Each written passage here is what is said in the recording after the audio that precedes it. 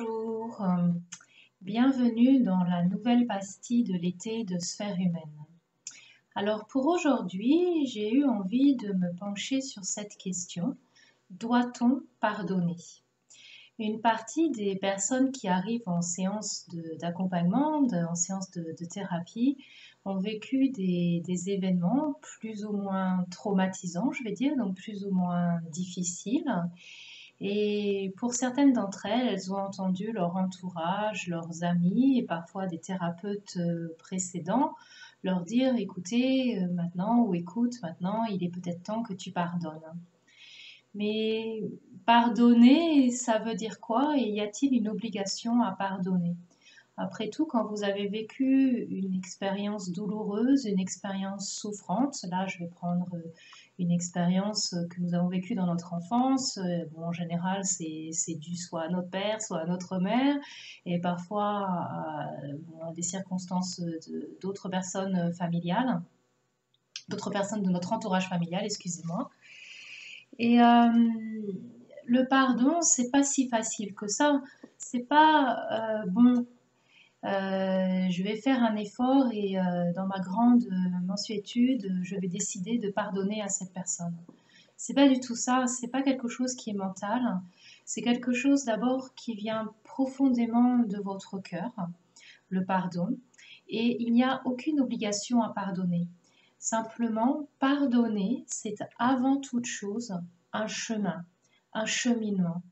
Il s'agit d'abord de reconnaître qu'est-ce qui, dans cet événement, reste encore ancré en vous, reste encore douloureux, ou que vous avez conclu que vous étiez quelque chose, ou que vous étiez responsable, ou que c'est de votre faute si c'est arrivé, ou que c'est pas tout à fait par hasard que c'est arrivé.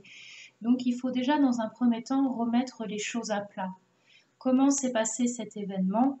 Qu'est-ce qui s'est passé? Qu'est-ce qui est resté ancré à l'intérieur de vous? Qu'est-ce qui est encore comme émotion qui a besoin de s'exprimer, qui a besoin de sortir? Qu'est-ce qu'il y a éventuellement encore comme circuit énergétique qui ne s'est pas encore exprimé? Et pour ça, le travail psychocorporel ou psycho-énergétique est vraiment magnifique pour faire, comment dire, pour résoudre ces boucles qui sont restées coincées à l'intérieur de nous.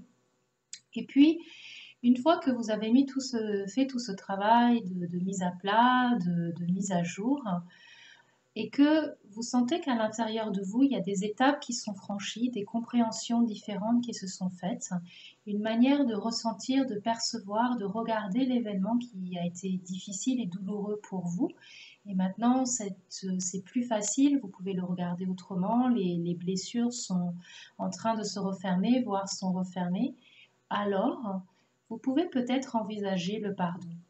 Mais ce n'est pas parce que vous n'allez pas pardonner que tout va se passer de travers dans votre vie. Simplement, si vous ne pardonnez pas, il faut simplement regarder. Est-ce que je ne pardonne pas et je reste encore crispée sur quelque chose? Et dans ce cas-là, à moi de regarder pourquoi je reste encore crispée, qu'est-ce que c'est qui a peut-être besoin encore d'être exploré, d'être relâché?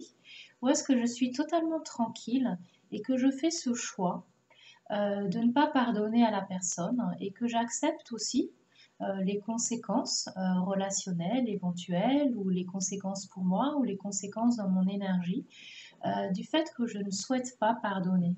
Après tout, pourquoi est-ce que nous devrions pardonner?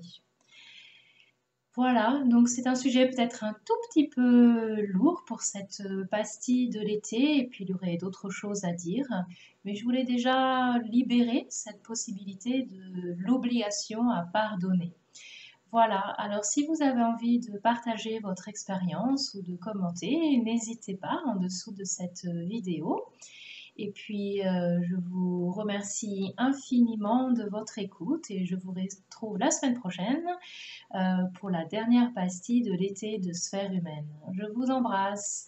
C'était Alexandra Perrol de Sphère Humaine. À bientôt!